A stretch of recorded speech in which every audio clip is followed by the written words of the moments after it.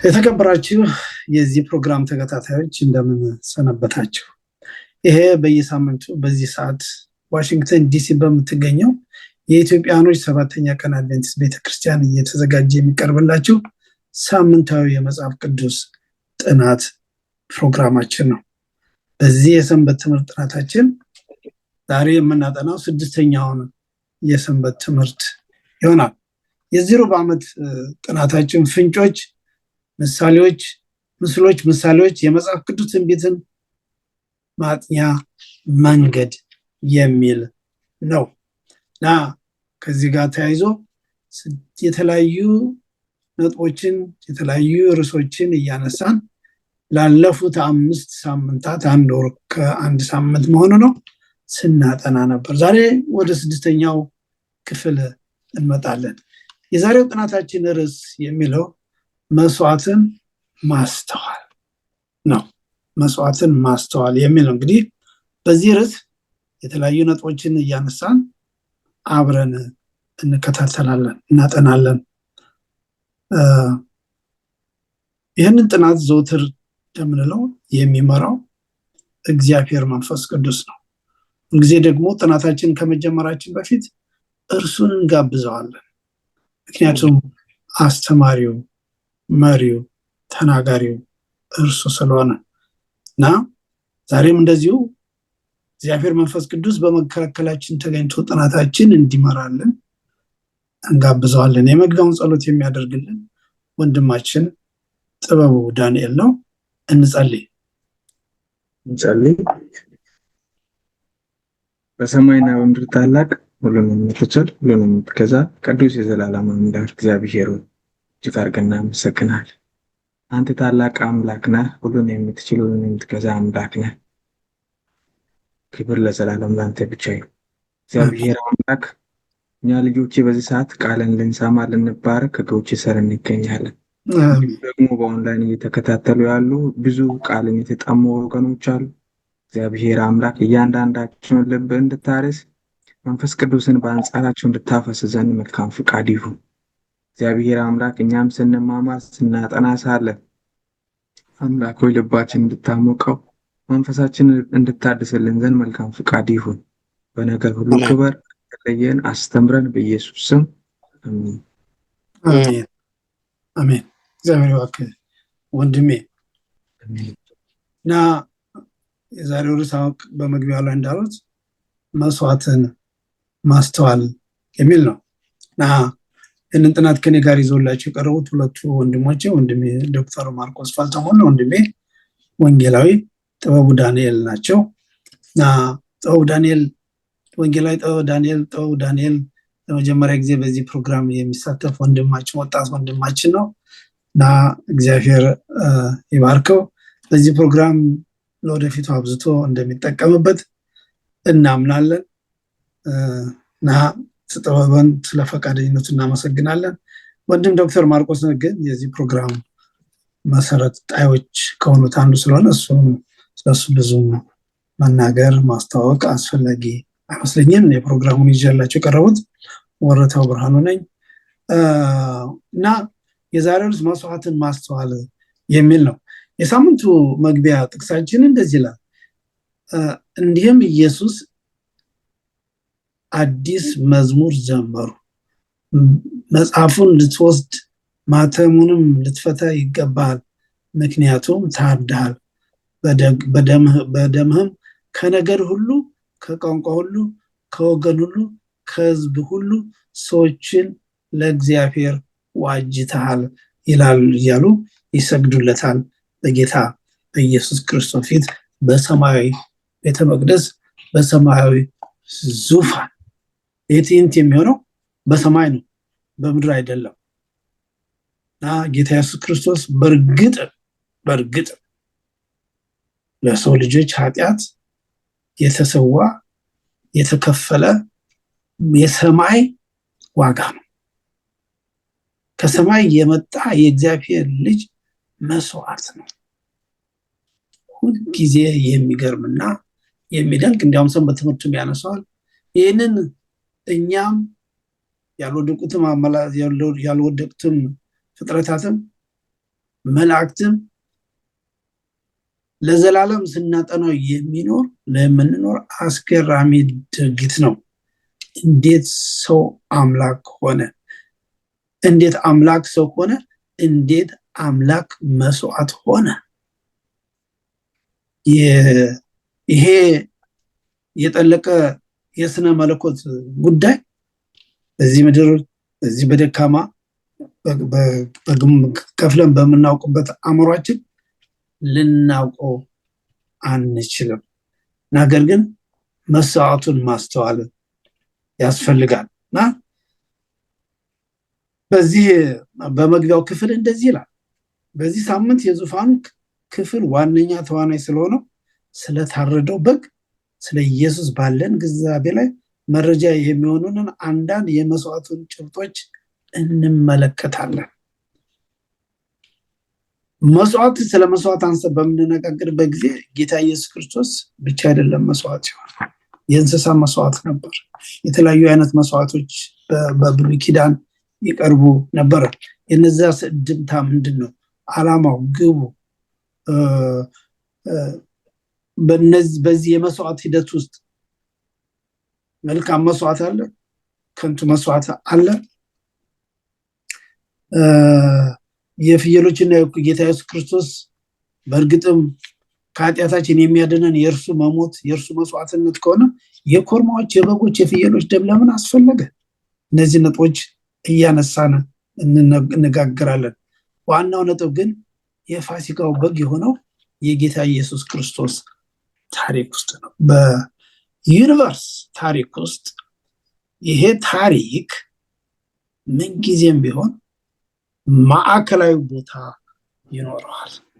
ምክንያቱም የፋሲካው በግ የኢየሱስ ክርስቶስ መስዋዕትነት ብቻ ነው ዛሬ እኛ ሌላው ቀርቶ በእናንተ ፊት እንኳን ቀርበን በነፃነት እንድንነጋገር እድሉና ፈንታውን የሰጠን። ይሄ ቀላል ታሪካዊ ክንዋኔ አይደለም። የተለየ ትኩረት ሰጥተን የምናጠናው ጉዳይ ነው የሚሆነው እና ሲቀጥል ምን ይላል? ለማንም ያልተቻለው የእርሱ መስዋዕትነት ብቻ የተገባ ሆኖ ተቀባይነትን ማግኘቱ ጌታ በዚያ የመስዋዕትነት ስርዓት እያደረገ ስለነበሩ ነገሮች እጅግ ብዙ ይነግረናል። የመጨረሻውን መስዋዕት የከፈለ ፍጻሜ የሌለው ፍቅር ባለቤት የሆነ አምላክ ተደርጎ የተገለጸበት መንገድ እኛም ሆንን ሌሎች በአጽናፍ ዓለም ያሉ ያላወቁ ባለ ብሩህ አእምሮ ፍጥረታት ለዘላለም ቅድም ለዘላለም ስንገረምና ስንደነቅ የምንኖርበት ይሆናል። እሺ፣ ከዚህ ይህን መንደርደሪያ ሀሳብ በመያዝ ወደ እሁዱ እንመጣለን። የእሁዱን ሀሳብ የሚያቀርብልን ወንድማችን የእሁድን ትምህርት የሚያቀርብልን ወንድማችን ዶክተር ማርቆስ ነው እና ርዕሱ ምን ይላል? ከንቱ መስዋዕትነት ይላል ወንድም ማርቆስ። እና ስለ ከንቱ መስዋዕትነት ሳስብ ነበር። በመስዋዕትነት ታሪክ ውስጥ የጌታ ኢየሱስ ክርስቶስ መስዋዕትነት የመስዋዕቶች ሁሉ ታላቅ እንደሆነ ሁሉ አሳፋሪ የሆኑ መስዋዕቶች ነበሩ። አንድ ልጥቀስና ከዛ ለአንተ እሰጣለሁ። እኔ ሁልጊዜ የሚያስገርመኝና የሚገርመኝ የመስዋዕቶች ሁሉ ከንቱ የሆነ መስዋዕት ምንድን ነው? አቲከስ ኤፒፋነስ አራተኛ የተባለ የሶሊሲደስ ዳይና መንግስት፣ የሶሊሲደስ ከአሌክሳንደር ጀነራሎች አንዱ ሲሪያን እና ፐርዣን ሲገዛ የነበረው እዛ አራተኛ ነው አምስተኛ ትውልድ የሆነው ጀነራል እስራኤልን ኢየሩሳሌምን ለመያዝ አይሁዶችን ለማናደድ ሲል በቤተ መቅደሱ ላይ በመሰዊያው ላይ ምን አረደ? አሳማ። የአሳማ መስዋዕት አቀረበ።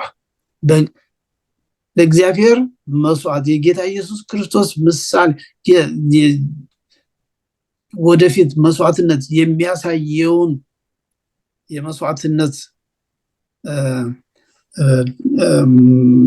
ታሪክ ወይንም ትንቢት ወይንም ምሳሌ ለማደፍረስ አይሁዶችን ይሄ የዚያንስ አሳፋሪ የሆነ መስዋዕት አቀረበ። የእሱን ፍጻሜው ያማረ አልነበረም። ሌሎችም አሉ። ለምሳሌ የሳኦል መስዋዕት ከምርኮ በተመለሰበት ጊዜ ሌሎችንም እና ነገር ግን ከንቱ መስዋዕቶች እስኪ ስለነዚህ አንዳንድ ነጥቦችን እናንሳና ወንድም ማርቆስ በዚህ ላይ የከንቱ መስዋዕቶችን ማንነት አስመልክቶ ያለህን ሀሳብ አካፍለን። እግዚአብሔር ይስጥልኝ ወንድሜ። ሰላም ወገኖቼ። ሰንበት ትምህርታችን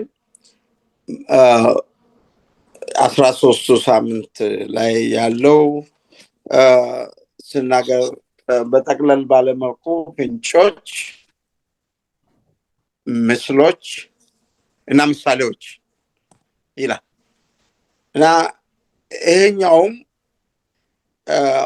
ፍንጭም አለው ምስልም አለው። ምሳሌው ደግሞ ጠለቅ ያለ እንደምታ አለው። ምንድነው ማለት የፈለኩኝ? መስዋዕት ከተጀመረበት እስከ ዋነኛው ኢየሱስ ክርስቶስ የህይወት መስዋዕት ድረስ ምሳሌያዊ ነበረ። አመላካች ነው፣ ፍንጭ ነው፣ የሚጠቁም ነው፣ የሚያሳይ ነው። መስዋዕት ምንድን ነው ለማለት ሁላችንም የሆነ የምገባን ነገር አለ። ስለዚህ የጠየቀውን መስዋዕት እንከፍላለን እንላለን። ያ ማለት ግራም ነፈሰ ቀኝ ከግቤ ሳልደርስ አልተውም ማለት ነው። ቁርጠኛነት መስዋዕት ዋጋ ያለውን ነገር ለተተለመው ዓላማ ማዋል ነው እና ገና ሲጀምር መስዋዕትን ማስተዋል ይላል። የተጀመረው ጥንስሱ የመስዋዕት አስፈላጊነቱ ከኛ ውድቀት የተነሳ ነው እና ከዚች ክፉና ደግን ከምታፈራው ዛፍ በበላችሁ ጊዜ ሞትን ትሞታላችሁ ተባሉ። ለአዳምና ለሔዋን የተሰጠው ይህን ቃል ከማመን መድፈርን መረጡ። ይህ አካላዊ ሞት ወዲያው አላመጣባቸውም፣ እሱም አልቀረባቸውም። ከ960 ዓመት በኋላ ማለት ነው። ግን ከእግዚአብሔር ጋር ያለው ግንኙነታቸው አንድና ለመጨረሻ ጊዜ አከተመለት እና ያ ሁለተኛው ሞት ነው፣ የዘላለም ሞት ነው፣ ስጋና ነፍስ ጥፋት ነው። ይሄንን በስሶን ከሰማይ አታሎ ባወረደው የሐሰት ሁሉ አባት እግዚአብሔር አዳምና ሔዋንን ባወጣችሁ ብሎ ለመተው ፍቅሩ አልፈቀደለትም እና አዳምንና የአዳምን ዘር ለማዳን የአዳምና የሔዋንን ጥፋት ዋጋ መክፈል አስፈላጊ ሆነ። እርሱም በደላቸው በስህተትም ሆነ እንዲሁም ደግሞ በድፍረት ዋጋው ሞት ነው። ሌላ ምንም መንገድ የለውም፣ ምንም አማራጭ ነው። የሞትን ቅጣት ካልከፈለ የእግዚአብሔር አምላካዊ ማንነቱ ጥያቄ ላይ ይወርቃል። ሞት ትመታላችሁ ብሎ የኃጢአት ዋጋው የኃጢአት ደሞዙ የዘላለም ሞት ነው። ይህ ሞት ጊዜውን ጠብቆ እስኪፈጸም ድረስ አመላካች ድርጊቶች ገና በኤደን ገነት ወዲያው ሰው ጀርባ ለእግዚአብሔር ከሰጠበት ከዚያ ደቂቃ ተጀመረ። እግዚአብሔር ሰውን ለማዳን ያልበደለውን እንስሳ ማረድ ነበረበት። በመጀመሪያ ደረጃ በመስዋዕት መልክ ማቅረብ ብቻ ሳይሆን የራሱን የኃጢአት ውጤት የሆነውን ገመናውን መሸፈን አስፈልጎት ነበርና ኃጢአት የሚያመጣው ሞትን ነው፣ ሀፍረትን ነው፣ እልቂት ጥፋትን ነው። ለዛ ይሄ በእግዚአብሔር ዘንድ ተቆርጦ የወጣ ዓላማ አለ እና ስለዚህ ከዚህ ጊዜ ጀምራችሁ እስከዛው እስከ ዋነኛው ይሄ ጥላ መስዋዕት የምታቀርቡት በግ ሆነ ጥጃ ሆነ በቅርብ ጊዜ እንመለከታለን። እህልም እንኳን ብቀርብ የሚያሳየው እኔው ክፉ እግዚአብሔር መላሹ እኔ የኮበለልኩ እግዚአብሔር እኔን የሚያድሰኝ ለመሆኑ የሚያመለክት የኔ መልስ ለዚህ አምላክ ማጥፋቴ ብቻ ሳይሆን ለጥፋቴ ዋጋ ለመክፈል የወሰደው እጅግ ከፍ ያለ ጳውሎስ ቃል ሊገልጸው የማይችለው የእግዚአብሔር ስጦታ የፍቅሩ እርምጃ ያለው ለልብን ሊያመጣ የሚችለው አንገት አስደፍቶ ልብን አሰብሮ በታላቅ ትህትና የተጠየቀውን መስዋዕት መክፈል ነው። ይህ ግን እንዳይሆን ያ መጀመሪያ ያሳሳተው የጨለማ ልዑል እርሱም ታላቁ ዘንዶ ዲያብሎስ ሰውን እግዚአብሔርን በሙላት እንዳይረዱ ይህ የእግዚአብሔር በጎነት በልባቸው እንዳይሰረጽ አድርጎ በቸልተኝነት እንዲያቀርቡ ሆነ። እግዚአብሔር በዘፍጥረት ምዕራፍ 3 ላይ ለተከሰተው ለዓለም የጥፋት ጎዳና በሰይጣን ምርኮ ውስጥ መውደቅ የእግዚአብሔር መልሱ ሊወለድ ያለ የእርሱ ልጅ ወደዚህ ዓለም መምጣት እና ምንም እንኳን ያ አሁንም ቢሆን ዲያብሎስ ሰይጣን ሉሲፈር የነበረ እሱ ተረከዙን ቢነክስም ጭንቅላቱን እርሱ እንደሚቀጠቅጥለት የተወሰው መጨረሻ ላይ መድረስ ፍጻሜ ላይ መድረስ ነበር። እስከዛ ድረስ ግን በየቀኑ ያንን የሚያመለክት የደም መፍሰስ፣ ምክንያቱም ደም ካልፈሰሰ ደም ካልፈሰሰ ስርየት የለምና ይሄን እንዲያደርግ የአንድ ዓመት ጠቦት እንከን የሌለበት እያንዳንዳቸው እነዚህ ቃላቶች ታላቅ የምዘረዘር ዋጋ አላቸው። አንድ ዓመት በዛ አንድ ዓመት ጉልበቱ ሞልቶ ጊዜው ደርሶ ለመስዋዕትነት ፈቃደኛ ሆኖ ራስን የሚያስረክብ ይሆናል። እንደዚሁም ደግሞ እንከን የሌለው ምክንያቱም እርሱ ሊሞት ያለው ኢየሱስን ማመልከት የምችለው እንከን የሌለው ጠቦት ብቻ ነው በቃ። እና መስዋዕትን በጠቀሰ እግዚአብሔር ከዚህ ያነሰ ነገር የምጠብቀው የለም። ምክንያቱም የራሱ ልጅ እርሱም ክርስቶስ ኢየሱስ የሆነ ወደዚህ የሚመጣው ኃጢአት ያላወቀው እርሱም ኃጢአት ያደረገው ቅዱሱን ነውና እሱን የሚያመለክተው በግ እንኳን እንዳይኖርበት እንዲያውም ያ በግ አንድ ዓመት እንደሞላና ከተመረጠው ከሌሎች በጎች መካከል ለ4 ቀናት በሙሉ ይጠበቅ ነበር። ኢየሱስም እንደምሳሌው ከተጠመቀ በኋላ ለ4 ዓመታት በሙሉ በምድረ በዳ እየተፈተነ ራሱ ከድል ወደ ድል እየተራመደ የእግዚአብሔርን ክብር እያሳየ ያለ አንዳች ኃጢአት የኖረበት የአገልግሎት ዓመት ነው። በጉም ለ4 ቀን ይጠበቅ ነበር። በእነዚህ 4 ቀናት ሁሉ እግሮቹ ናዳለው እስከ ራሱ ድረስ እየመረመሩት ያዩ ነበር። ወገኖቼ እንደዚህ ያለ ጥንቃቄ የሚያስፈልገውን ንጹህ ቅዱስ መስዋዕታዊ አገልግሎት እስራኤል ለማቅረብ ቸላለ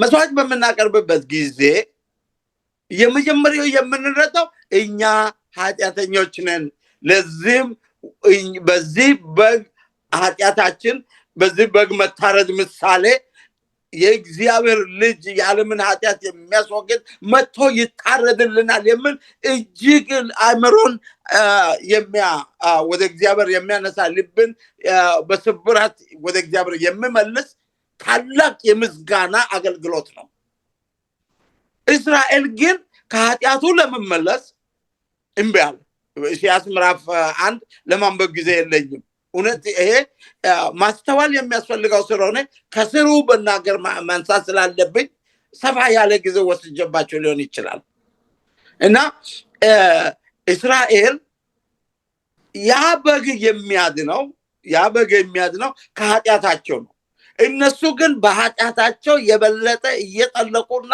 እየዘፈቁ ሊኖሩ ወደዱ በዚያ እግዚአብሔርን እጅግ ስላስቀየሙት እንዲህ ያለ መስዋዕት አቅርቡ ያለው እንግዲህ መስዋዕት ማቅረብ ከእያንዳንዱ ክርስቲያን ከእያንዳንዱ እግዚአብሔር ሰው ከራሱ ህይወት ወደ ንስሐ ከመግባት ጋራና ከዚያ በኋላ በቅድስና ከመመላለስ ጋራ ከእግዚአብሔር የምንጠየቅበት ነገር ነው ጳውሎስ በሮሜ ምዕራፍ 12 ቁጥር 1 ላይ ወንድሞቼ ሆይ እያለ በእግዚአብሔር ምሕረት ርኅራኄ እለምናችኋለሁ ራሳችሁን መስዋዕት አድርጋችሁ እንድታቀርቡ ቀደም ያለውን ቃል ያልጠቀሱት ለምን መሰላችሁ መስዋዕት ሁሉ መስዋዕት አይደለም ልባችሁን ቅደዱ አልኩ እንጂ ልብሳችሁን አይደለም ያለው እግዚአብሔር እሱን የሚያስደስትና እሱን የሚያስጸይፍ መስዋዕት አለ እግዚአብሔርን ደስ የሚያሰኝ መስዋዕት ሕያው መስዋዕት ነው ቅዱስ መስዋዕት ነው ከልብ የቀረበ መስዋዕት ነው በንስሐ የቀረበ መስዋዕት ነው በምስጋና የታጀበ መስዋዕት ነው ገና በትንሽነታቸው አዳም ሁለቱ በኩር ወንድ ልጆቹ ይሄን ከወላጆቻቸው ተምሯል ግን አንደኛው መስዋዕት ነው እግዚአብሔር አንደኛውንም ቢሆን እሱን ሙሉ ማርካት አይቻልም ስለዚህ በቃ አቀርባለሁ አለ እግዚአብሔር ተጸየፈው አልተቀበለው ታናሹ ወንድሙ ደግሞ እኔ ኃጢአተኛ ነኝ የእግዚአብሔር በግ ከኃጢአቴ ቅጣትም ህልውናም ደግሞ ግዛትም ኃይልም ሊያድነኝ ይመጣል ለዚህ በግም ሲያንሰው ነው የማመጣው በግም ደግሞ አንደኛ ነው ተመራጭ ነው ይሄ ቁስል የመታው የከሳ ሳይሆን አንደኛው ነው ያም ለኢየሱስ ሲያንስ ነው ዛሬ በክርስትና ህይወታችን ከዚህ ያነሰ ነገር አይጠበቅብንም ወገኖቼ ለአምላካችን የምናቀርበው የጊዜም መስዋዕት የአገልግሎትን መስዋዕት ከምንም ጋር ህይወታችን ነው የተበጀ የኛን ሞት እሱ ሞተ በእኛ በሱ ቁስል እኛ ደግሞ ተፈወስን ምክንያቱም ኢሳይያስን ብትመለከቱ ከሰንበት ትምህርቱም ጋር አለ ምዕራፍ 1 ቁጥር 2 እስከ 15 ላይ ያለው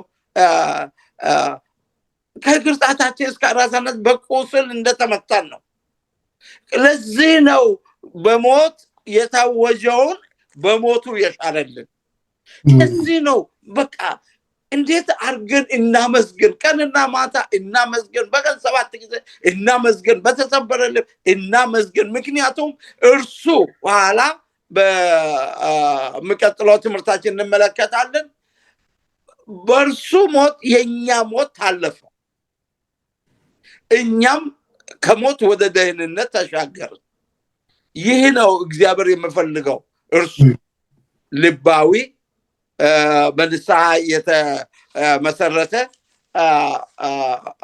መስዋዕት ማቅረብ ነው እንጂ የቃየሉ አይነት የእስራኤል ልጆች አይነት እኛም ደግሞ በቃ ጠረዝ ነጠቅ የሆነ በቃ አገልግሎት ነው። እንደው እግዚአብሔር በዚችም ከመንገዴ እንደው ገለል ላድርገው አይነት ካደረግን ወገኖቼ ያን የምንሰዋውንም ነገር ብቻ አይደለም፣ ራሳችንን ብቻ አይደለም፣ የእግዚአብሔርን ብቻ ስም አላጎደፍንም፣ ከሞት የምናመልጥበትን ብቸኛ መንገዱን ዘጋን። ስለዚህ አሁንም ለራስም ደጋግሜ የምለው ነገር እግዚአብሔር የሚወደው ቅዱሱ በእርሱ ዘንድም ተቀባይነት ያለው እርሱ እንከን የሌለበት። ስለዚህ የ144,000 ከእስራኤል ወገን 12 ሺህ ከ12ቱ እንደዳኑት እንዴት ናቸው እነዚህ? በበጉ ደም የዳኑ ልብሳቸውን ያነጹ ናቸው ተብሎ ተጽፏል። ዛሬም የደህንነታችን ብቸኛው መንገድ የጌታችን የኢየሱስ ክርስቶስ የመስቀሉ ስራ ነው።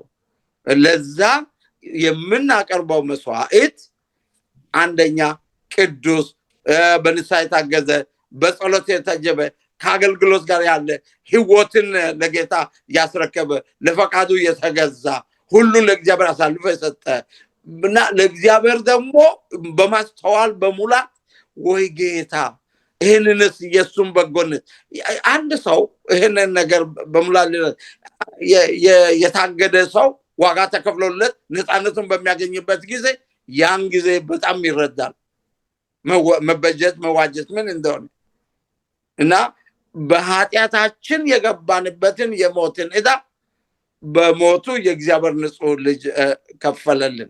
ለዚህ የምናቀርበው መስዋዕት እርሱ ካቀረበው ያነሰ ሊሆን አይችልም። ጌታ ይባርካችሁ።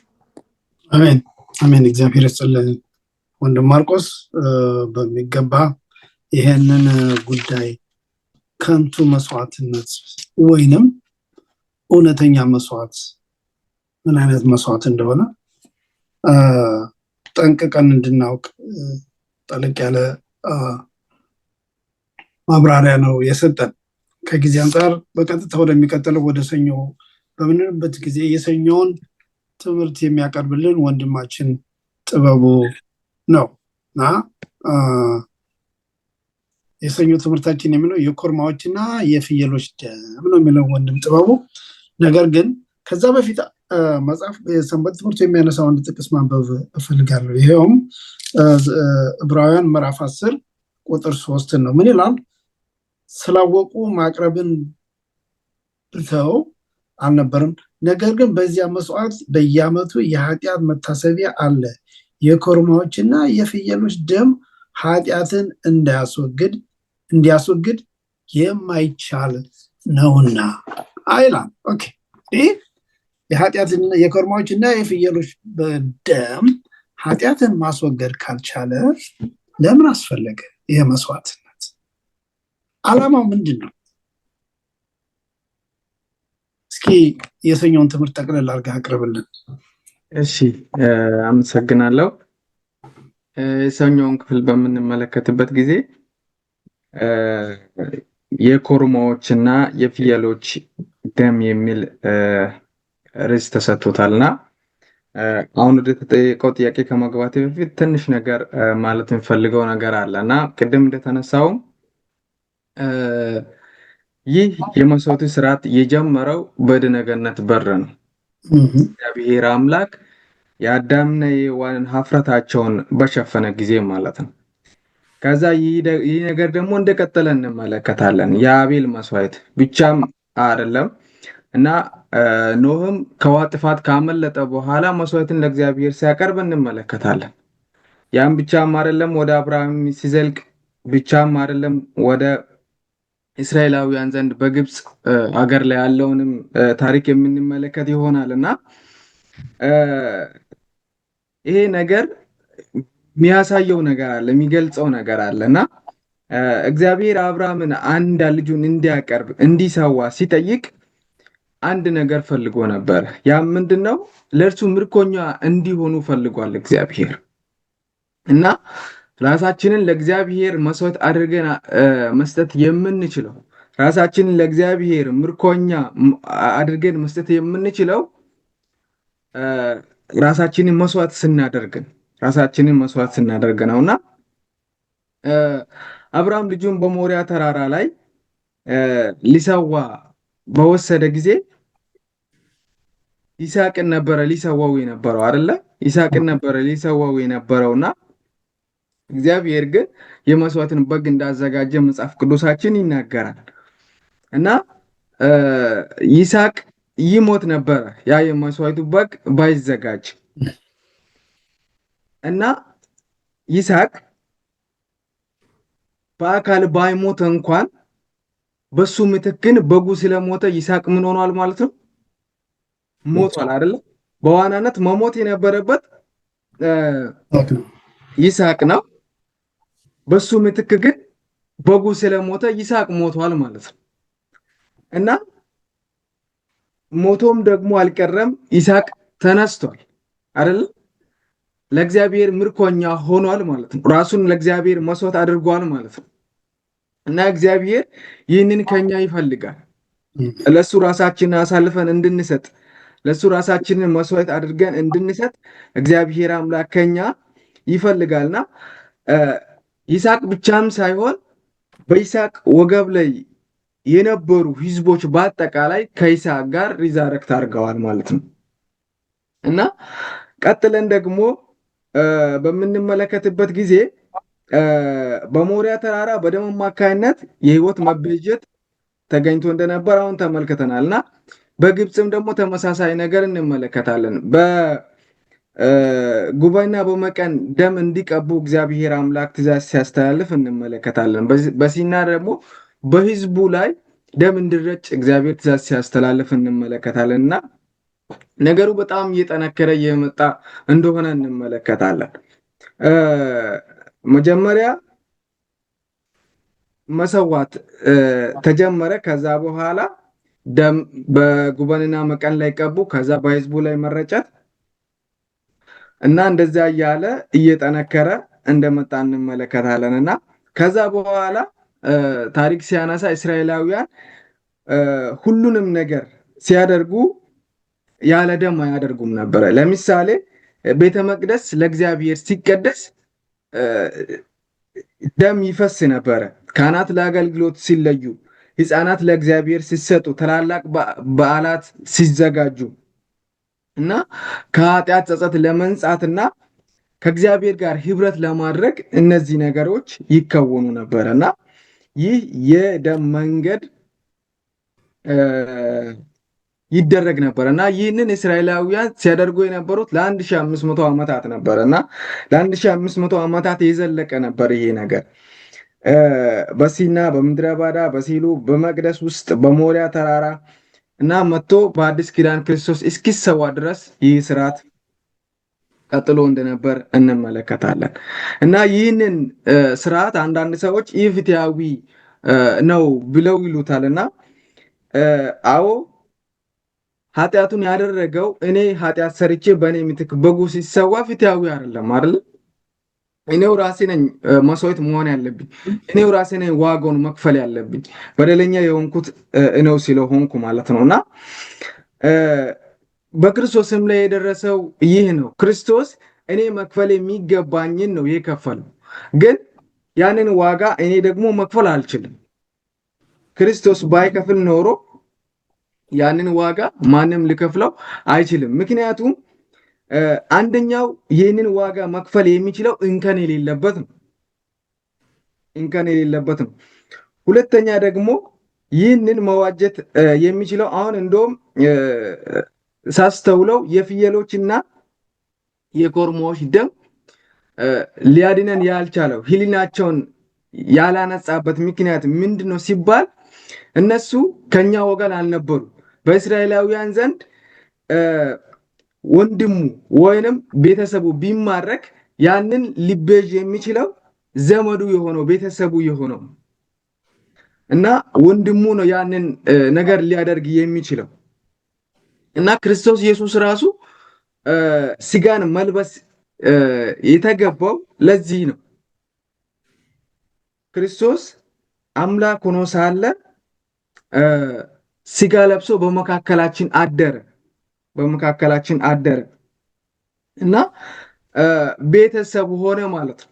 ሰው ሆነ አምላክ። ለምን? እኛን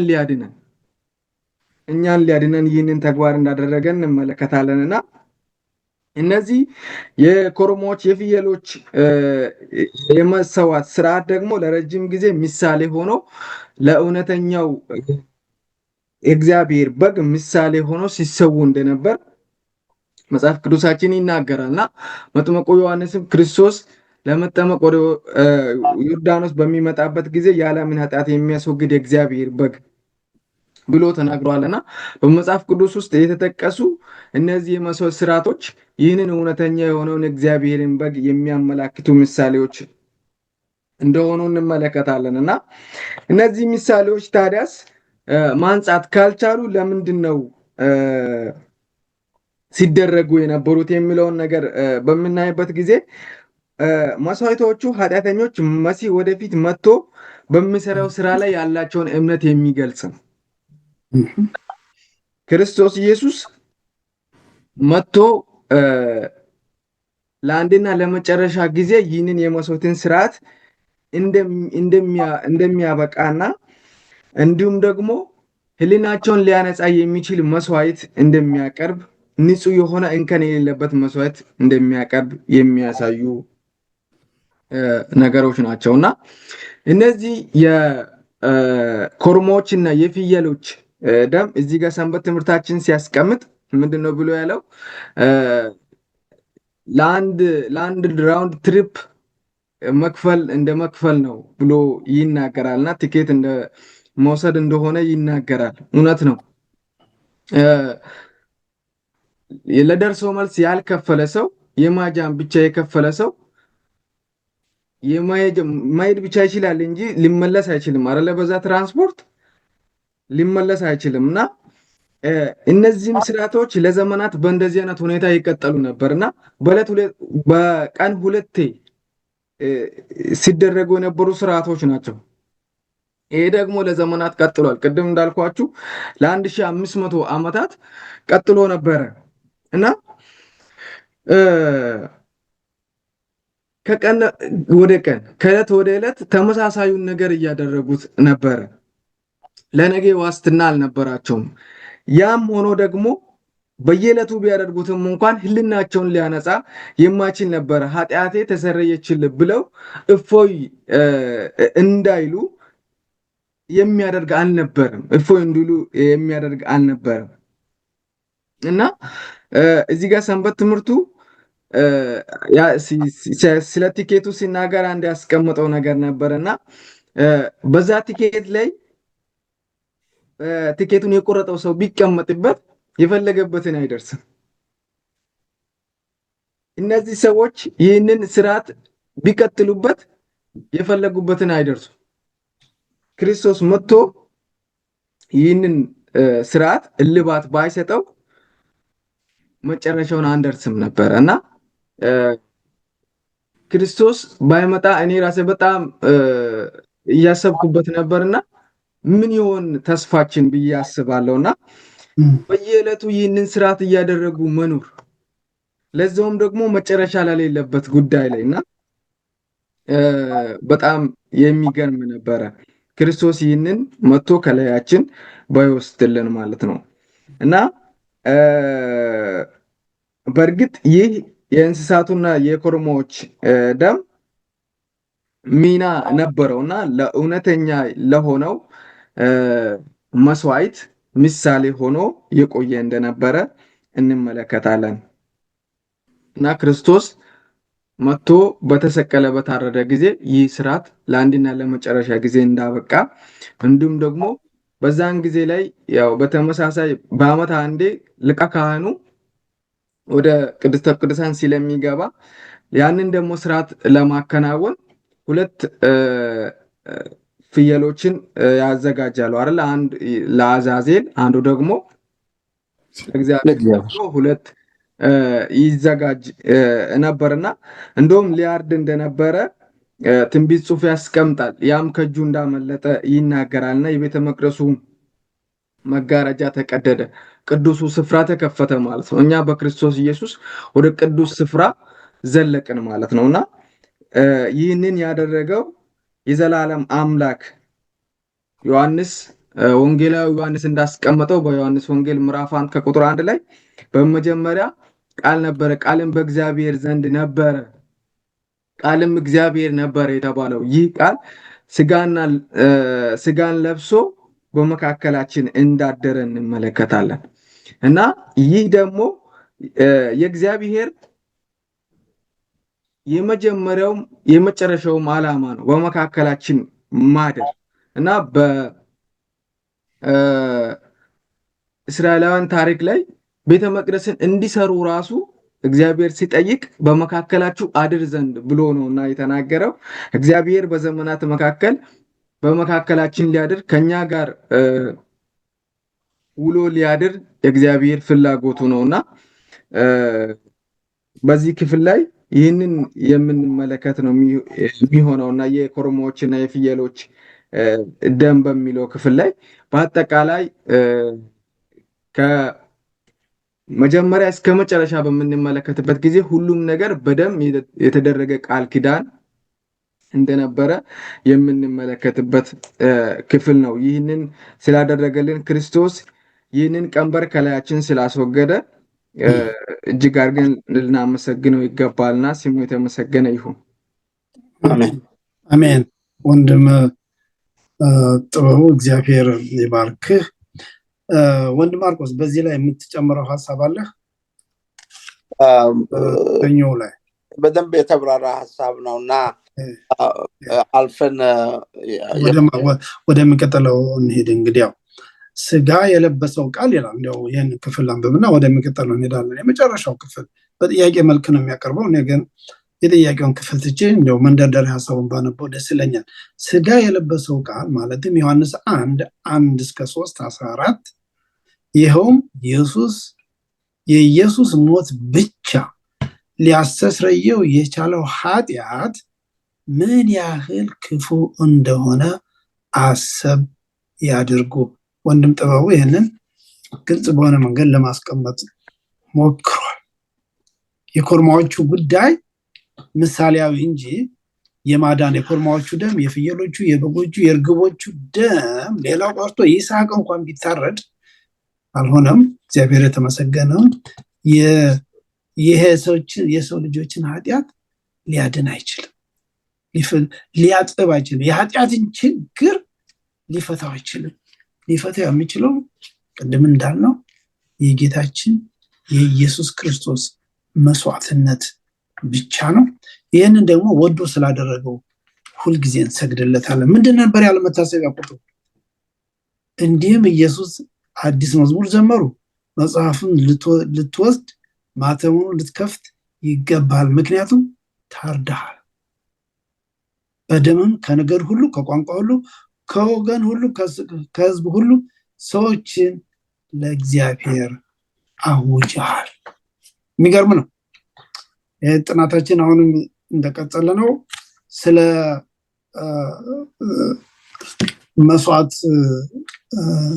መስዋዕትን ስለማስተዋል ነው የምንነጋገረው። የማክሰኞ ትምህርት ወንድም ማርቆስ የሚለው የፋሲካው በግ ይላል። ይህ እንግዲህ ማን እንደሆነ እየተናገረ ነው። የፋሲካው በግ ወይስ የይሁዳ አንበሳ? ይህ ነው ጥያቄውን ያቀረቡት እና ስለዚህ ስለ ፋሲካው በግ ስለ ጌታ ኢየሱስ ክርስቶስ ምንድነው የሚለው የማክሰኞ ትምህርት የማክሰኞ ክፍል? እግዚአብሔር ይስጥልኝ እና በዚህ ላይ የተደጋገመ ትምህርት ምናልባት እንዳንሰማ ፈራለሁ እና ሀሳቡን ለመግለጽ ያህል የምደጋገም ነገር ይኖረዋል። እስቲ ከአንደኛ የቆሮንቶስ ምዕራፍ 5 ቁጥር 6-7 ልጀምር። እንዲህ ይላል፣ መመካታችሁ መልካም አይደለም። የገዛ እርሾ ሊጡን ሁሉ እንዲያቦካ አታውቁምን? እንግዲህ ያለ እርሾ እንዳላችሁ አዲሱን ሊጥ ትሆኑ ዘንድ አሮጌውን እርሻ አስወግዱ። በጉ ነው ያለው እንከን የሌለበት የአንድ ዓመት ፕራይም ላይፍ የህይወቱ ቁንጮ ላይ በሚያምረው ጊዜ መኖር በሚያሻው ሰዓት በሚያጓጓው በዛ ጊዜ ኢየሱስ ክርስቶስ በ34 ዓመቱ ነው የሞተው። በፕራይም ላይፉ ነው በእንግሊዝኛ አባባል የሞተው። ኑሮን ገና ሊጀምር ባለበት ነው የሞተው። ለዚህ ነው የኃጢአትን አስከፊነት መመልከት የምንችለው። የኔና የወገኔ ኃጢአት የእግዚአብሔርን ጻድቁን ልጅ ህይወት ወሰደ እና ፋሲካችን ወደምለው ይመለሳለሁኝ። እስቲ በተሻለ የምገልጸውን የኢሳያስን 53ኛውን ታወቀውን ምዕራፍ እናንብብ። ቁጥር 7 እና 8 ብቻ አነብላችኋለሁ። ተጨነቀ፣ ተሰቃየም፣ አፉንም አልከፈተም። ለመታረድ እንደምነዳ ጠቦት በሸላችሁ ፊት ዝም እንደሚል በግ እንዲሁ አፉን አልከፈተም። በማስጨነቅና በፍርድ ተወሰደ። ስለ ሕዝቤ ኃጢአት ተመትቶ ከሕያዋን ምድር እንደተወገደ ከትውልድ ማን አስተዋለ? ወገኖቼ ከኃጢአት ጋር በምናደርገው ፍልሚያ ኃጢአት ኃይሉን በእኛ ላይ እኛን አንዘርሮ ልጥለን በሚቃጣ ጊዜ ይህ ደም ነው መዋግ መሰረቻ። የመጨረሻውን መጽሐፍ ራእይ ምዕራፍ 7 ላንብብ። እንዲህ ይላል ቁጥር 14 ላይ እነዚህ አለ 12 144 እነዚህ ከታላቁ መከራ የመጡ ናቸው። ልብሳቸውንም አጥበው በበጉ ደም አነጹ። እና ዛሬ ፋሲካውን በምንመለከትበት ጊዜ ገና ታሪካዊ አመጣጡን ከምድረ ግብፅ እስራኤል ልጆች ከፖለቲካዊ፣ ማህበራዊ፣ ኢኮኖሚያዊ ጭቆና የተነሳ ጩኸታቸው ወደ አምላክ በሚደርስበት ጊዜ ከጸባዖት የመጣው መልስ የነሱን በደም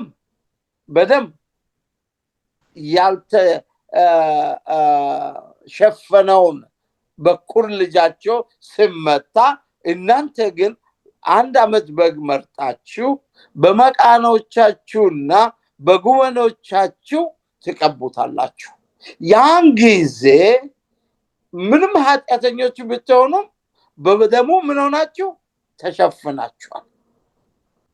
እንግዲህ ቅድም አሁን ይደገማል ብዬ ያሰብኩት ነገር ምንድን ነው?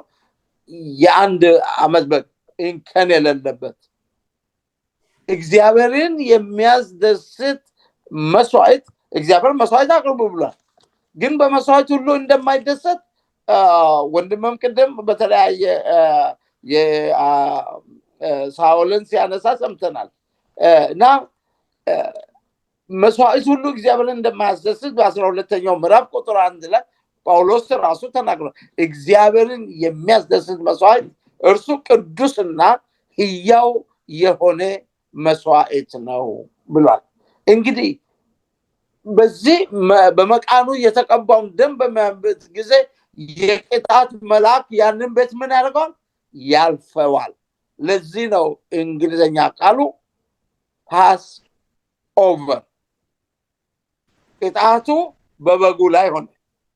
ያ በግ ነው ወደ 30 ጊዜ በራእይ መጽሐፍ ላይ የእግዚአብሔር በግ በጉ ታርዷል እያለ ገና ዮሐንስ ወንጌል ምዕራፍ 1 ቁጥር 29 እና ምዕራፍ 2 ቁጥር 19 ይመስለኛል፣ ሁለተኛው እርግጠኛ አይደለሁ። የእግዚአብሔር በግ ያለ ምን ኃጢአት የሚያስወግድ ያለው ስለ ፋሲካ ልምጣበት። እግዚአብሔር የእስራኤልን ልጆች ጩኸት በሰማ ጊዜ ከሰማይ በመጣበት ጊዜ አሁን ለመውጣት የሚያዘጋጃቸው የመጀመሪያ እርምጃ ግብፃዊነትን መተው ነው። ግብፃዊነትን ለመታው ደግሞ ምሳሌ ሆኖ የቀረበላቸው በጉ ታረደ። አንድ ጊዜ በበጉ መታረድ በመቃናቸው ባለው ደም ያልፋሉ። ግን የበጉን ደም አንድ ጊዜ ማታውን ይበሉታል፣ ሊያድር አይችልም። ጽድቅ አንድ መቼ ነው? በተቀበልን በዚያ ሰዓት ነው። ደህንነታችን በጸጋ ኢየሱስ ክርስቶስ ያ የእግዚአብሔር ንጹሕ በግ፣ እንከን የሌለበት በግ፣ ኃጢአት ያልተገኘበት በግ፣ ተፈትኖ ራሱን ያስመሰከረ በግ በእርሱ በከበረው በልጁ ደም ነው።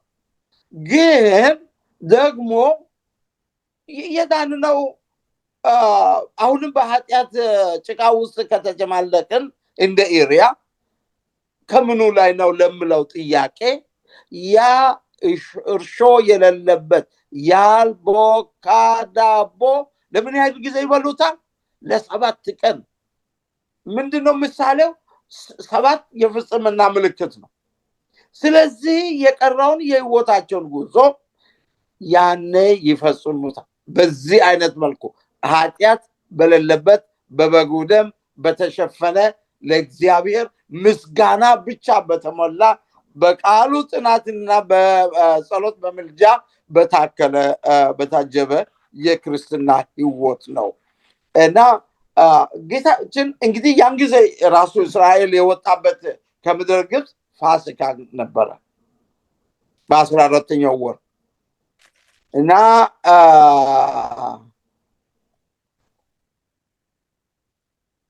ከዛ ከወጡ በኋላ አሁን በየአመቱ በፋሲካ ጊዜ ያበግ እንግዲህ የማስታረቂያ ስርዓት ይባላል።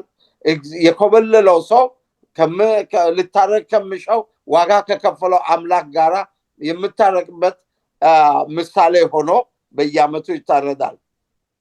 ያንን ደም ወደ ቅድስተ ቅዱሳን ድረስ ወስዶ ሊቀ ካህኑ ይረጨዋል። ቤተክርስቲያኑን ቤተመቅደሱን ሊያነጻ ማለት ነው። እና እዚህ ላይ ያለው ነገራችን ምንድነው? ያልቦካ ዳቦ የህይወት ጉዞ ነው፣ ሂደት ነው። የአንድ ጊዜ አይደለም፣ የቅድስና ህይወት ነው። ኢየሱስ ክርስቶስ ይግረማችሁ አህያ ውርንጫ ላይ ወጥቶ ኢየሩሳሌም በድል ከገባ በኋላ በአራተኛው ቀን በፋሲካ ጊዜ ተሰዋ። ለዚህ ነው ጳውሎስ ኢየሱስ የፋሲካ በጋችን የሚለው። እና ወገኖቼ ማነው ረሃብ የምትባል ገለሞታ ሴት ሁለቱን ሰላዮቹን ካዳነች በኋላ እባካችሁ ለእናንተ ደህንነት እኔ መስዋዕት እንደከፈልኩኝ እናንተም ደግሞ ምድርቱን በምትወርሱበት ጊዜ በምትረከቡበት ጊዜ ድል አድርጋችሁ በምትይዙበት ጊዜ ለእኔና ለቤቴ ምሕረትን አድርጉ ስትል የነገሯት ነገር ምንድን ነው? በዚህ ባወረድሽን መስተዋት በኩል ቀይ ክር አንጠልጥይ። ያን ጊዜ ያን ያየ የእስራኤል ጦር አዛዥ ያልፍሻል፣ ግን ሁሉም ሰው በዚህ በቤትሽ ይሁን። ዛሬ ደህንነታችን በክርስቶስ ኢየሱስ በፈሰሰልን ደሙ እንደሆነ ዕብራውያን ምዕራፍ 7 ቁጥር 22 ያለ ደም መፍሰስ ስርየት የለም። እኛም ደግሞ ይህንን ፋሲካ በዚህ መልኩ በታላቅ ባለውለታነት እናከብራለን። የሞተልን ልክ የእስራኤል ልጆች ከግብፅ ግዛት አርነት እንደወጡ ሁሉ እኛም ደግሞ ከኃጢአት ቅጣት ብቻ ሳይሆን ከሞቱ ብቻ ሳይሆን ከኃይሉም ጭምር እናመልጣለን። ምን አለ ዮሴፍ? እንዴት እግዚአብሔር አምላክ እያየ ይህንን አስከፊ ኃጢአት በፊቱ ይሰራለሁ? ዛሬ ወገኖቼ የእግዚአብሔር ጸጋ የኢየሱስ ክርስቶስ የመስቀሉ መስዋዕት እኛን ከኃጢአት ኃይልም ነፃነት ያወጣናል። የእስራኤል ልጆች ከግብፅ በዛ በመጨረሻው የግብፅ በኩር በሙሉ ተመታ። የእስራኤል በኩር ሁሉ በደሙ ተዋጀ እና ደም የደህንነታችን የከበረ ዋጋ እየተከፈለው የኃጢአታችን ዕዳ ዋጋ ነው። እና እንግዲህ እንዴት አድርገን ነው የምናከብረው? በዚሁ ደም እንደነጻን እግዚአብሔርን እያመሰገንን ከኃጢአት ርቀን በቅድስና እየተመላለስን እግዚአብሔርን ስለ ስራው እያመሰገንን ሊሆን ብቻ ይገባል። ይሄን ብዬ ወደ መቀጥለው ብንሻገር እላለሁ። ጊዜ ይስጥልኝ። እሺ፣ በጣም እግዚአብሔር ወንድም ይባርክ። ወንድም ማርቆስ፣ ወንድም ጥበብ በዚህ ላይ የምትጨምረው አለ? አሁን በተነሳው ነጥብ ላይ የለኝም። እሺ፣ እንግዲህ ያው ወደ ሮቡ እንሄድ። የሮቡ የሚለው ኢየሱስ በቤተ መቅደስ፣ ኢየሱስ በቤተ መቅደስ ውስጥ በሁለት መልኩ ነበረ ይላል ሰንበት ትምህርቱ።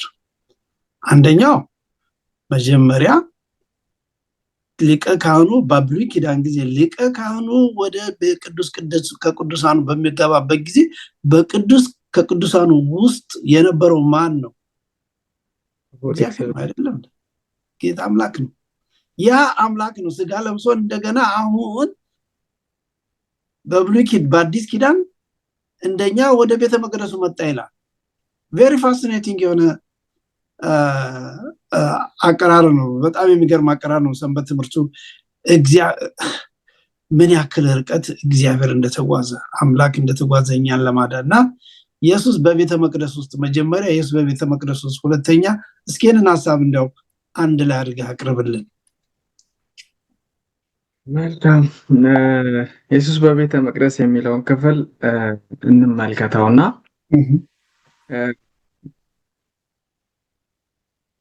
ትምህርታችን በአጌ መጽሐፍ ላይ ያለውን ጥቅስ ይጠቅስልናልና እኔ በዚህ መልኩ አይቼዋለሁ። ቤተ መቅደስ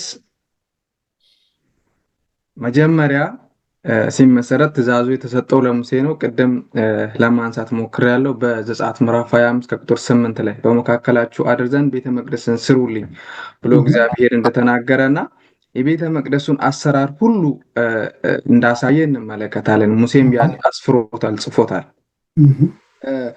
እግዚአብሔር እዛ ጋር ብቻ አይደለም በሕዝቡ መካከል ላይ ማደርና መኖር ይፈለገው እና አዳምና ሔዋንን ፈጥሮ በዔድነ ገነት ውስጥ ካስቀመጣቸው በኋላ እግዚአብሔር እንደ ሰዓት ሰሪው ሰዓቱን ሰርቶ እንደሞተው ወይም እንደጠፋው አልነበረም እና አዳምን ሲያስተምራቸው ነበረ እና አዳምን በዔድነ ገነት ውስጥ ሲያስተምራቸው ነበረ። ዕለት ዕለት አብሯቸው እንደነበረ እንመለከታለን እና ይህ እግዚአብሔር በዘመናት መካከል በሕዝቡ መካከል ላይ ማደርና መኖር ይፈልጋል። በብሉይ ኪዳን ዘመን ቤተ መቅደሱ 3 ክፍሎች እንደነበሩት ሁላችንም እናውቀዋለን። ይህንን ደግሞ ቅድም እንዳልኳችሁ በሙሴ አማካይነት ቤተ መቅደስን እንዲያዘጋጅ እግዚአብሔር ነግሮት ነበር እና በአዲስ ኪዳን ደግሞ ይህ ቤተ መቅደስ እኛ እንደሆነ የሱ ሕዝብ እንደሆነን መጽሐፍ ቅዱሳችን ይናገራል። በቆሮንቶስ መጽሐፍ ላይ ሄደን በአንደኛ ቆሮንቶስ መጽሐፍ ምዕራፍ 3 ላይ ሄደን በምናይበት ጊዜና ኢየሱስ ያኔ በብሉይ ኪዳን ዘመን በቤተ መቅደስ ውስጥ እንደነበረ ያም በታቦቱ በቅድስተ ቅዱሳን ስፍራ ላይ የነበረው በዛ ስፍራ ላይ እግዚአብሔር እንዳለ ሁላችንም እናውቃለን ብዬ አስባለሁ። በአዲስ ኪዳን ዘመን ደግሞ እኛ የእሱ ቤተ መቅደስ ነን ብያለሁና እና በዚህ በሁለቱም መካከል አንድ ነገር አለ። በብሉይ ኪዳን ዘመን እነዚህ ሰዎች ከእግዚአብሔር ጋር እንዳይስማሙ የሚከለክላቸው ነገር ነበረ።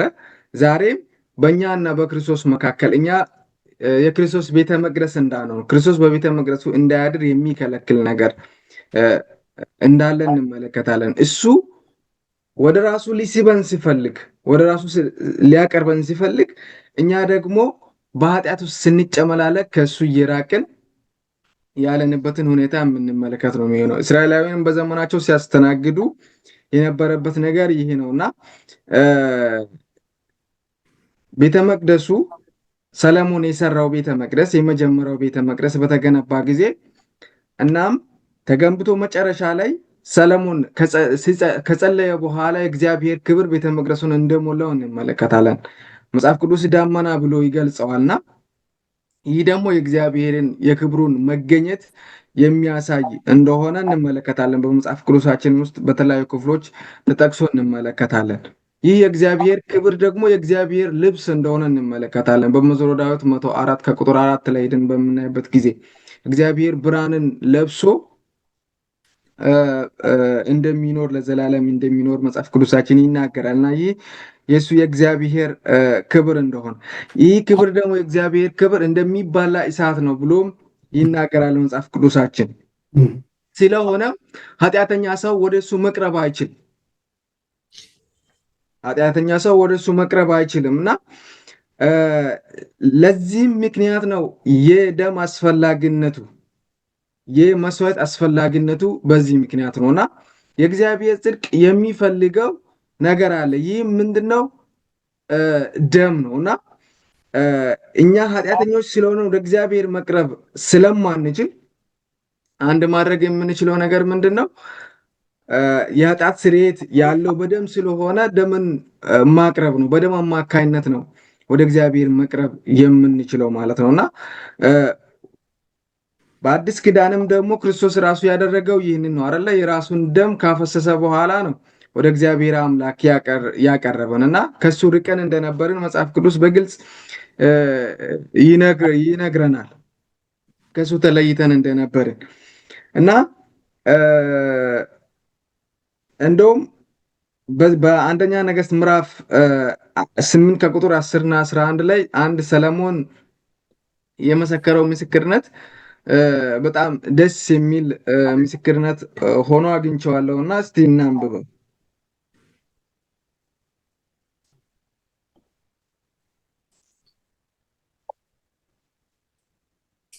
ከቁጥር 10 ካህናቱም ከመቅደሱ በመጡ ጊዜ ደመናው እግዚአብሔርን ቤት ሞላው፣ እግዚአብሔር ክብር እግዚአብሔርን ቤት ሞልቶ ነበርና ካህናቱ ከደመናው የተነሳ ለማገልገል ይቆሙ ዘንድ አልቻሉም። ሰለሞንም እግዚአብሔር በጨለማ ውስጥ ይኖራሉ ብሏል ብሎ ይናገራልና ጨለማ ብሎ ሰለሞን ሲመሰክረው የነበረው ሰብአዊውን ዘር ነው። ኃጢአት የጋረደን በጨለማ ውስጥ የምንኖር እኛ ነን አይደለ? እግዚአብሔር ግን በእኛ መካከል ላይ መኖር እንደፈለገና በጨለማ ውስጥ መኖር እንደፈለገ ሰለሞን ሲመሰክር እንመለከታለን። ከዚህም የተነሳ ብርሃንን ማየት ስላልቻሉ የእግዚአብሔርን ክብር መመልከት ስለማይችሉ ካህናት የዘውትር ተግባራቸውን ማከናወን እንዳልቻሉ እንመለከታለን። ሌላው በጣም በዚህ ክብር ያስገረመኝ ነገር ሙሴ ወደ ሲና ተራራ እግዚአብሔር ስጠራው ወደዛ እንደወጣ እንመለከታለን እና እዛ በነበረ ጊዜ ላይ ለ6 ቀን ደመናው ከቦ እንደነበረ በሰባተኛው ቀን እግዚአብሔር መገኘት እንደሆነ እንመለከታለን። ከዛ በኋላ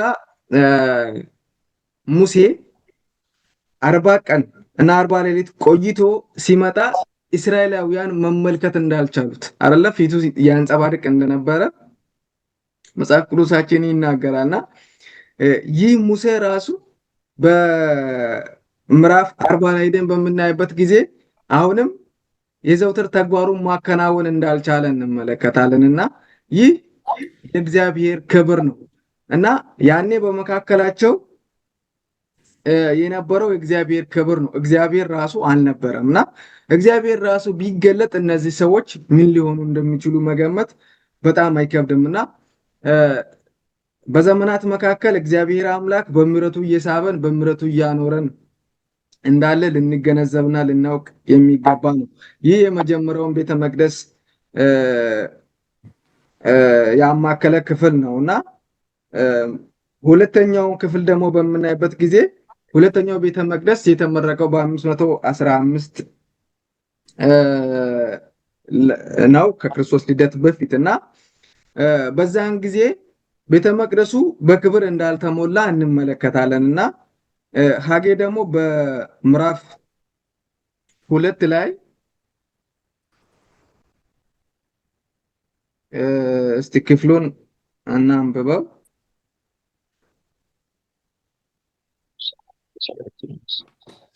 ሐጌ ምዕራፍ 2 ቁጥር 7 እና 9 አሕዛብን ሁሉ አናውጣለሁ፣ በአሕዛብ ሁሉ የተመረጠውም ዕቃ ይመጣል፣ ይህንም ቤት በክብር እሞላዋለሁ ይላል የሰራዊት ጌታ እግዚአብሔር ብሎ ተናገረ። ይህ ትንቢት በሰዓቱ አልተፈጸመም። ምክንያቱም ምንድነው ይላል የእግዚአብሔር ታቦት በዛን ጊዜ ተደብቆ እንደነበረ በኤርምያስ ተደብቆ እንደነበረ እንመለከታለን። የኪዳኑ ታቦት ማለት ነው። የኪዳኑ ታቦት ተደብቆ እንደነበር እንመለከታለን እና ታዲያስ ሐጌ እንደዚህ ብሎ ሲናገር ምን እያለ ነው የሚለውን ነገር በምንመለከትበት ጊዜ ክርስቶስ መጥቶ ያ ቤተ መቅደስ በክብር እንደሚሞላ የሚያሳይ እንደሆነ እንመለከታለን። ሰንበት ትምህርት ያስቀመጠውን አንድ ክፍል አንስቼ ጨርሳለሁ። እግዚአብሔር እኛን በእርሱ ትእዛዝ ወደ ራሱ አቅጣጫ ከማቅረብ ይልቅ በእኛ አቅጣጫ በመጓዝ ወደ ራሱ አቀረበ። አሜን። ክርስቶስ ኢየሱስ ቅድም ለማለት ሞክሬያለሁ። ክርስቶስ ኢየሱስ ስጋ ባይለብስ ኖሮ ክርስቶስ ኢየሱስ ወደኛ ቀርቦ እኛን ወደ አብ ባያቀርበን ኖሮ ማንም ይህንን ሊያደርግ የሚችል አይኖርም። ማንም ሊያደርግ የሚችል አይኖርም። ምክንያቱም በኃጢአት ያልተማረከ አይገኝም። በኃጢአት ያልተማረከ ብቻ ነው እኛን ሊቤዠን የሚችል። ያም አንድያ ልጅ የሆነው የእግዚአብሔር አንድያ ልጅ የሆነው ኢየሱስ ክርስቶስ ነውና ዛሬ በሱ በከበረው ደም ስለዳንን እሱን ልናመልከው ይገባናል፣ ልናመሰግነው ዘንድ ይገባናልና ይህ ዛሬ ደግሞ በመካከላችን አለ አይደለ? እስከ ዓለም ፍጻሜ ከእናንተ ጋር እሆናለሁ ብሎ ቃል ገብቷልና ስሙም ደግሞ እግዚአብሔር ከኛ ጋር ነው የሚል ስም የተሰጠው ኢየሱስ ክርስቶስ ዛሬ በመካከላችን ዛሬ በቤተ መቅደሱ ማደር ይፈልጋል፣ መዋል ይፈልጋልና እሽታ መስጠት የኛ ነው። እኛ ስንፈቅድለት ክርስቶስ ኢየሱስ በቤተ መቅደሱ አድሮ ይውላል እና ያኔ ደግሞ ህይወታችን በተድላ የተሞላ ይሆናል ብዬ አስባለሁና ከእግዚአብሔር በምንለይበት ጊዜ ከእግዚአብሔር በምንርቅበት ጊዜ በህይወታችን የሚከሰቱ ብዙ አይነት ችግሮች አሉ። ተስፋ ከመቁረጥ ልንጀምር እንችላልና ብዙ ልንዘረዝራቸው እንችላለን። እነዛን ስሜቶች ሁሉ አሸንፈን እግዚአብሔር ሁሉን ቻይ እንደሆነ በመገንዘብ ሁሌም ከኛ ጋር እንደሆነ በመታመን በሱ እምነታችንን ስንጥል ተስፋችን ይለመልማል ብዬ አስባለሁና በመጨረሻው ክፍል ላይ ሲያስቀምጥ ክርስቶስ የፍቅርን ጥግ እንደገለጸ እንመለከታለንና ያንንም ያሳየን በመስቀል ላይ ተሰቅሎ ነውና ከዚህ የሚበልጥ ፍቅር የትም የለም ልኖርም አይችልምና ለዚህ አምላክ በመገዘት እና በመታዘዝ እንድንኖር ቤተ መቅደሱን ለሱ ማደሪያ እንዲሆን አሳልፈን እንድንሰጥ እግዚአብሔር አምላክ በጸጋው ይርዳን። አሜን። ወንድም ጠበብ እግዚአብሔር ይባርክ። ኢየሱስ በቤተ መቅደስ ውስጥ ጌታ እግዚአብሔር ራሱ ነበር የእስራኤልን ሕዝብ ቤተ መቅደስ ይሰሩለት። ለምንድን ነው የጠየቀው? በመካከላቸው ያድር ዘንድ እና ያ ኢየሱስ ነበር እንደገና ያ አምላክ ነበር እንደገና ስጋ ለብሶ መጥቶ በኢየሩሳሌም ቤተ መቅደስ ውስጥ እየተመላለሰው እና ይሄ የዛሬው ጥናታችን ሲያጠቃልል ሰንበት ትምህርቱ ምን ይላል ማለት የሮቡን ማለት ነው። መስቀሉ የእግዚአብሔር ፍቅር እጅግ በላቀ መንገድ የተገለጸበት ትዕይንት ነው።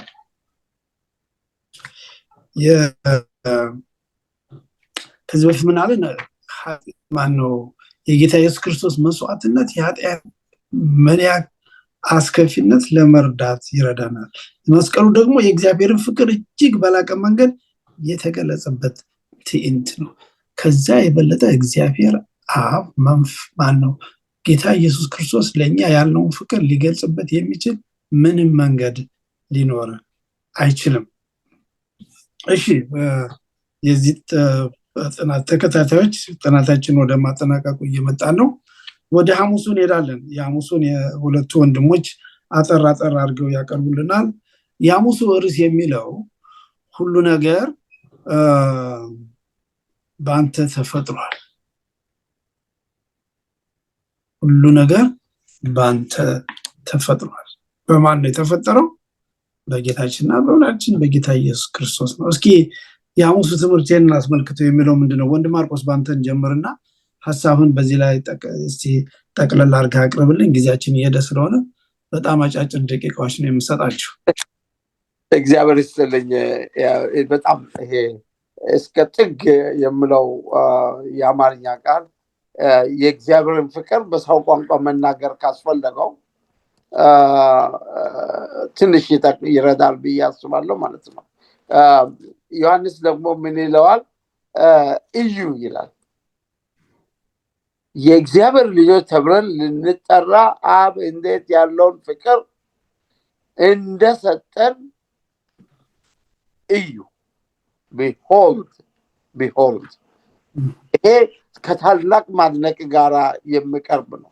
ምን ያህል እንደወደቀን ብንረዳ ምን ያህል ከኛ ደግሞ የበለጠ ጠለቅ ብሎ ከዚያ ወደ ላይ እንዳወጣን ልንረዳ እንችላለን።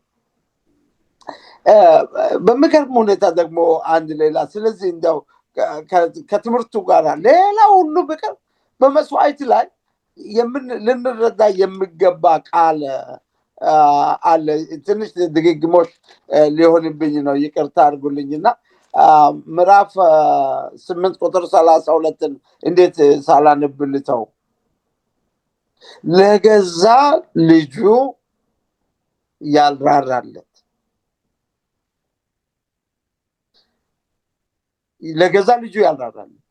ገና ጠላቶች ሆነን ሳለን እኛን በልጁ ያስታረቀን ያ የእግዚአብሔር ፍቅር ነው። ዛሬ ልንደነቅ ምንም መስዋዕት ብለን በምንጠራው እግዚአብሔርን አንደኛ ሳናደርግ በቀረንበት ለእግዚአብሔር ትርፉን የማይረባውን ጊዜ ልንሰጥ በተፈተን ጊዜ ሁሉ ይህንን ጥግ ድረስ ያስከፈለው እግዚአብሔር የሰይጣን አንዱ ክስ ይሄን ላንብብላችሁ። ሰይጣን በእግዚአብሔር ላይ በርካታ ክሶች በማቅረብ አምባገነን፣ ራስ ወዳድ፣ ጨካኝ የትኛው አምላክ እሱ እንደዚያ እንደምን ወይ ስለ ራሱ እንደምናገር ምክንያቱም እንዲሁም ነውና የመስዋዕቱን በግ የት ነው ብለን እንኳን ለመጠየቅ እውቀት በጎደለን ጊዜ እርሱ ልጁን ለኛ የመስዋዕት በግ አድርጎ በፋንታችን አቀረበ። ይህ አምላክ ነው እንግዲህ አምልኮ እንኳን ብለን በምንልበት ጊዜ አምልኮ ሳይሆን ልንሰግደው የሚገባ ምዕራፍ 4 ራእይ ምዕራፍ 4 ምዕራፍ 5ንም ብትመለከቱ ደስ ይለኛል። እኔ ግን ምዕራፍ 4 ቁጥር 10-11 አነብላችኋለሁ። በዙሪያቸውም በውስጣቸው ዓይኖች ሞልተውባቸዋል።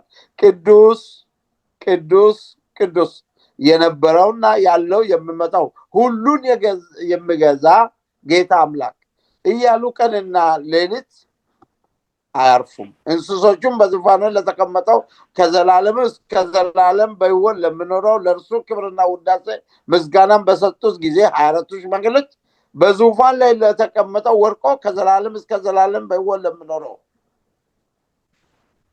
እየሰገዱ ቃሉ ምንድነው የምለው? እየሰገዱ በእግዚአብሔር ፊት በምንቀርብበት ጊዜ ልባችን በምስጋና ብቻ ሳይሆን በክብሩ ልንሞላ ይገባል። ይሄን ነው መልእክትን የሚያገኘው። ጌታችንና አምላካችን ሆይ አንተ ሁሉም ፈጥረሃልና ስለ ፈቃድም ሆኗልና ተፈጥሮማልና ክብር ጉዳሴ ኃይልም ልትቀበል ይገባል። የእግዚአብሔርን ፊት ሙሴ ለማየት ፈለገ፣ አልተፈቀደለትም። ሌሎች ግን የተፈቀደላቸው ነበሩ። አንዱ ኢሳያስ ነው፣ ሕዝቅኤል፣ ዮሐንስ ባለራእዩ አሁን እዚህ ላይ ምዕራፍ 4 ቁጥር 1 ላይ ሰማይ ተከፍቶ አየሁት። በኢሳያስ በኡዚያ በ6ኛው ዓመት እግዚአብሔር ከፍ ባለ ዙፋኑ ላይ ተቀምጦ አየሁት። ከዚያም በኋላ እግዚአብሔርን አይቶ ሰው በሕይወት ሊድን አይችልም። ያን ጊዜ ምን አለ? ወዮ እኔ ጠፋሁኝ። ዳንኤል ደግሞ በ7 ቁጥር 18 ላይ የዮሐንስ ራእይ በምዕራፍ 1 ምዕራፍ 4 ምዕራፍ 5 የእግዚአብሔርን ክብር ህልውና አየ። ወገኖቼ እግዚአብሔርን ባየን ጊዜ የራሳችን ቆሻሻ እኛን ለማጥራት እሱ የወሰደውን እርምጃ እናይና አምላካችን ቅዱስ ቅዱስ እኛንም ወደ አንተ መልሰን የሚል ምስጋናዊ ምላሽ ይኖረናል። ከዚህ ሌላ ልንሆን አንችልም። ከሰማይ ሰማያት ቅዱሱን የእግዚአብሔር ልጅ ፈጣሪን በፍጥረት እጅ መከራን ተቀብሎ በመስቀል ሞት ተሰውቶ ለሕይወታችን ቤዛ የሆነውን በምናስብበት ጊዜ ኃጢአትን እንጠላና ወደ እግዚአብሔር እንሸሻለን። ይገልጽልኝ። እሺ፣ በጣም እግዚአብሔር ይባርክ ወንድም ማርቆስ።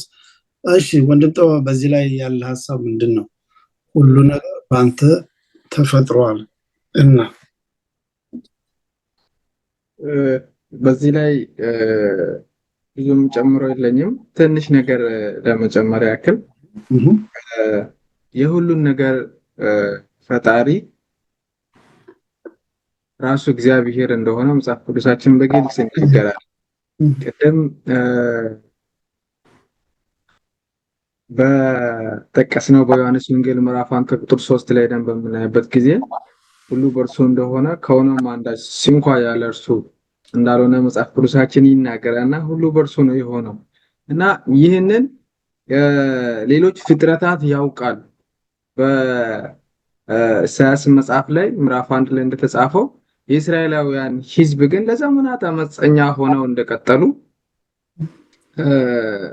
እንመለከታለን እና ታላቁን እግዚአብሔር ሌሎች ፍጥረታት ሲያውቁ ፀሐይ የተሰጣትን ትእዛዝ ተቀብላ በምስራቅ ወጥታ በምዕራብ ስትገባ የሰው ዘር ግን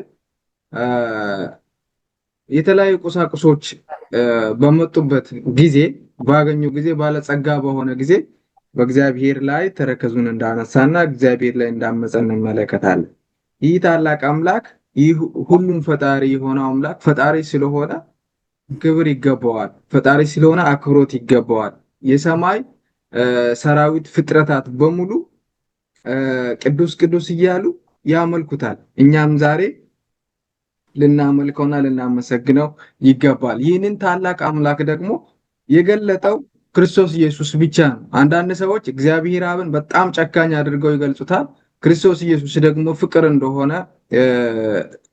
የሚያስተምር አስተምሮ አላቸውና ይህ ስህተት ነውና ክርስቶስ እግዚአብሔር አብን እንደገለጠ መጽሐፍ ቅዱስ ላይ ተጽፎ እናገኛለን። በዮሐንስ ወንጌል ምዕራፍ 1 ቁጥር 18 ላይ በዕብራውያን መጽሐፍ ምዕራፍ 1 ከቁጥር 3 ላይ ራሱ ሄደን በምናይበት ጊዜ ይሄ ነገር በስፋት ተብራርቶ የምንመለከት ነው የሚሆነውና በዚህ ክፍል ላይ መጨረሻውን ክፍል ብቻ አንስቼ ልጨርስ። መስቀሉ ሁለት ነገሮችን ያሳየናል ይላል። አንደኛው ምንድነው?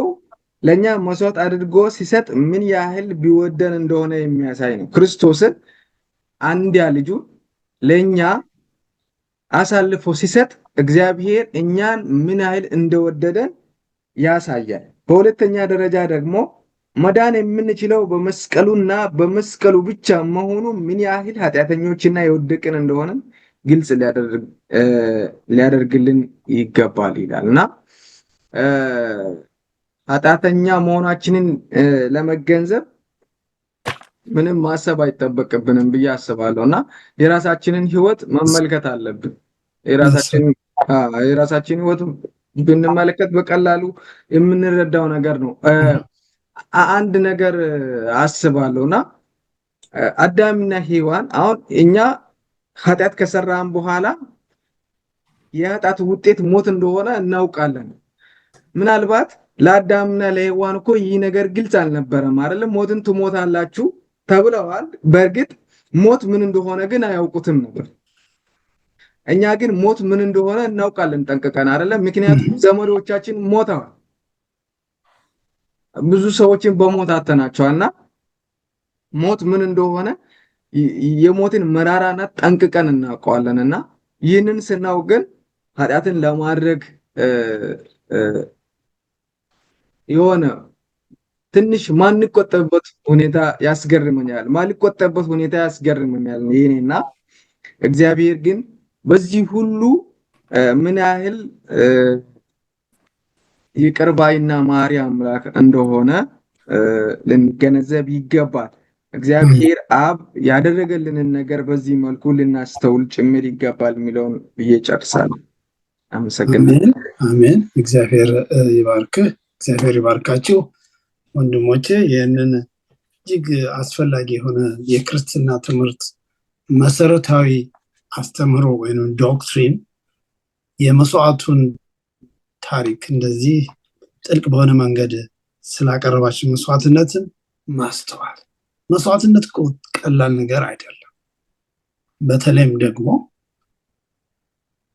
ደግሞ አምላክ ሰው ሆኖ ለኛ መስዋዕት መሆኑን የወሰደውን ያስከፈለውን ከፍተኛ ዋጋ ማየት አይከብድምና የመስዋዕቱን በግ መስዋዕቱን ዘወትር ልናስታውሰውና ልናስተውለው ይገባናል። የዛሬው ጥናታችን እንግዲህ የዚህ ፕሮግራም ተከታታዮች በዚህ ተጠናቀቃል። ከኛ ጋር ስለነበራችሁ ከኛ ጋር ቆይታችሁ መልካም እንደነበረ ተስፋ እናደርጋለን። ጥናታችን በዚህ ነው የምናጠናቀቀው። ጥናታችን ስንጨርስ ለጥናታችን ማጠቃለያ ፕሮግራማችንን ወንድም ማርቆስ በጸሎት ይዘጋናል። እንጸልይ። እናመሰግናለን የሰማይ አምላካችን ከኃጢአት ክፋት የተነሳ ምድራችን ከሰማይ አባልነት ከተፋቀች ጊዜ ጀምሮ በኢየሱስ ክርስቶስ ዳግም በተወሰደ ታላቅ መስዋዕታዊ እርምጃ ስሞቻችን በሕይወት መዝገብ እስክመዘገቡ ድረስ ስለወደድከን ጌታዬና አምላኬ ሆይ እጅግ አድርገን እናመሰግናለን። አንረዳውም፣ አይገባንም። የኃጢአት ዝንባሌያችን ከእናታችን ማህፀን ከተረገዝን ከተጸነስን እስከዚህ አድገን ሰው ከሆንብን ጊዜ ድረስ አጎብጦናል እና ጌታዬና አምላኬ ሆይ የእግዚአብሔርን አብ ፍቅር፣ የጌታ ኢየሱስ ክርስቶስን ጸጋ፣ የመንፈስ ቅዱስን ህብረት ያ እርሱ መስዋዕታዊ አምላክ ሰው መሆን ሊገባንም አይችልም። ከሰው መርጠን ነው እኛ ሰው ጋር የምንዳቀለው የምናቀርበው። አንተ ግን ጠላቶች ሆነን ሳለን ወደድከን፣ መርገማችንን በመስቀሉ ተሸከምክ፣ ከሞት ወደ ህይወት አስመለጥክ፣ ስለኛ ተረገምክ። አንተ ልጄን ኃጢአት አረከው። በምን እንረዳው ጌታ ሆይ? እባክህን የእግዚአብሔርን ፍቅር በሙላት የምረዳ አእምሮ በልባችን ፍጠርልን። የኃጢአትን ከፍነት የኃጢአትን የኢየሱስ የእግዚአብሔርን ልጅ በመስቀል ላይ ያሰቀለው እንደ ቀልድ እንዳንመለከተው እርዳን። እግዚአብሔር እርሱ ቅዱስና ቅዱስ ከሆነ ልጆቹ እኛ ከቅድስና ህይወት የተለየ ህይወት እንዳይኖረን እርዳን። ከኃጢአት ቁርሾና እርሾ ሰውረን። ሁላችንም የእግዚአብሔርን ፍቅር በየቀኑ ተለማምደን በጥላቻ ለሚቃጠለው ዓለም እንድናንጸባርቅ ጌታ ሆይ ኃይል ብርታቱ ነን። አባቴና አምላኬ ሆይ መስዋዕት ለኛ ምንም ነገር አይደለም። አንተ አምላክ ሆነ ሰውንክ ፈጣሪ ሆነ በፍጥረት እጅ ገባ ታላቅ መስዋዕት። ለኛ ግን ጌታ ሆይ ሰባተኛ ቀን አድቨንቲስት መሆን ቀርቶ ሰባቱንም ቀን አድቨንቲስት ብንሆን ላንተ ይገባል። እባክህ የሚያመልክ ልብ ህይወት ብቻ ሳይሆን የምሰግድልህን ጌታ ሆይ ማንነት አሜን ህይወታችንን ውሰደው። ኢየሱስ ለ4 ዓመታት ህይወቱን ጊዜ በሙሉ በተለይም በመጨረሻ 4 ዓመታት ማንነቱን ለፈቃድ እንዳስገዛ እስከ መስቀል ሞት ድረስ እንደታዘዘ ጌታ ሆይ ፈቃዳችንን ውሰድ፣ በፈቃድ ማኑረን፣ የምሰሙንንም እኛንም ባርከን፣ ለመንግስት ያብቃን። አሜን። በመገኘት ስለባረከን ጌታ ሆይ ስሜ ለዘላለም ይሁን። በናዝሬቱ ውዱ ድል አድራጊው የኃጢአትን ኃይል በሰበረው ሁሉን በሚያጠፋው ያለምን ኃጢአት በሚያስወግደው በናዝሬቱ ኢየሱስ ክርስቶስ ስትል ስማል። አሜን አሜን አሜን አሜን።